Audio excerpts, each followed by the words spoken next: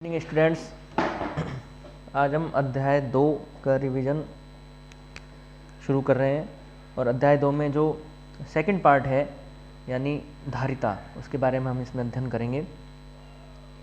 तो देखिए, एक दो फैक्ट्स हैं, जैसे चालक के भीतर विद्युत क्षेत्र शून्य होता है। हमने पहले भी ये पढ़ा था कि जब किसी चालक को आवेश दिया जाता है तो वो आवेश उसके पृष्ठ पर वितरित हो जाता है, उसके अंदर विद्युत क्षेत्र शून्य होता है। तो ये एक फैक्ट है जिसे रिक्त स्थान के अंदर पूछा जा सकता है। एक परिभाषा है मुक्त इलेक्ट्रॉन किसे कहते हैं। तो नाभिक से दुर्बल बंध से बंधे हुए इलेक्ट्रॉन जिन्हें आसानी से मुक्त किया जा सके उन्हें मुक्त इलेक्ट्रॉन कहते हैं, क्योंकि वे ढीले बंधे हुए होते हैं। दूसरी परिभाषा है बद्ध इलेक्ट्रॉन कि बद्ध इलेक्ट्रॉन किन्हें कहते हैं, जो नाभिक से प्रबल बंध से बने हुए होते हैं, यानी नाभिक के निकट होते हैं, निकट वाली कक्षाओं में स्थित होते हैं, उन्हें बद्ध इलेक्ट्रॉन कहा जाता है। अगली परिभाषा है परावैद्युत। परावैद्युत क्या होते हैं? परावैद्युत कुचालक पदार्थ होते हैं, अर्थात वे स्वयं तो कुचालक पदार्थ होते हैं, लेकिन जब उन्हें किसी बाह्य विद्युत क्षेत्र में रखा जाता है तो वे विद्युतीय प्रभाव प्रदर्शित करते हैं, अर्थात उनमें ध्रुवण के कारण विद्युत क्षेत्र उत्पन्न हो जाता है। जैसे एबोनाइट, कांच, मोम, कागज, तेल, अभ्रक, ये सभी परावैद्युत के उदाहरण हैं। अन्य परिभाषा है ध्रुवीय अणु। ऐसे अणु जिनमें धनावेश व ऋणावेश के केंद्र अलग अलग हों। देखिए यहाँ पर HCl का उदाहरण दिया गया है। तो यहाँ पर हाइड्रोजन का आयन है और ये क्लोरीन का आयन है। ये दोनों आयन अलग अलग, इनके जो केंद्र हैं वो अलग अलग दिखाई दे रहे हैं। तो एक ध्रुव बन गया धन ध्रुव और एक बन गया ऋण ध्रुव।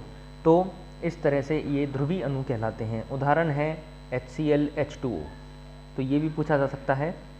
अध्रुवीय अणु जिसमें धनावेश व ऋणावेश के केंद्र एक ही हों, अर्थात संपाती हों।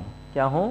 संपाती। संपाती का मतलब एक ही बिंदु पर हों। देखिए, ये धनावेश है और ये ऋणावेश है, दोनों गोलों के केंद्र एक ही है, तो ऐसे अणु अध्रुवीय अणु कहलाते हैं। उदाहरण है H2O2 N2। अगली परिभाषा है ध्रुवण सदिश। ध्रुवण सदिश P = ε0 काई E के बराबर होता है, जहाँ पर काई विद्युत प्रवृत्ति कहलाती है। तो ये कुछ परिभाषाएं हैं जिनके ऊपर छोटे सवाल बनते हैं। इस पार्ट में से 3 छोटे सवाल बनेंगे, आपको पहले भी बताया गया था, जिनमें से एक सवाल एबेसेडर का होगा और 2 सवाल एक नंबर के या तो रिक्त स्थान के होंगे या अति लघुत्तरात्मक प्रश्न वाले हो सकते हैं। अगला इंपॉर्टेंट टॉपिक है इसमें चालक की धारिता। चालक की धारिता, धारिता को इंग्लिश में कहते हैं कैपेसिटी। कैपेसिटी, इसका अर्थ क्या है? किसी चालक के द्वारा आवेश ग्रहण करने की क्षमता को चालक की धारिता कहते हैं। कि कोई चालक कितना आवेश ग्रहण कर सकता है, उसे चालक की धारिता कहते हैं। जब किसी चालक को आवेश दिया जाता है तो धीरे धीरे उसका विभव बढ़ने लगता है। तो किसी चालक को दिया गया आवेश उसके विभव के समानुपाती होता है। चालक को जब आवेश देंगे तो उसका विभव लगातार बढ़ता जाएगा।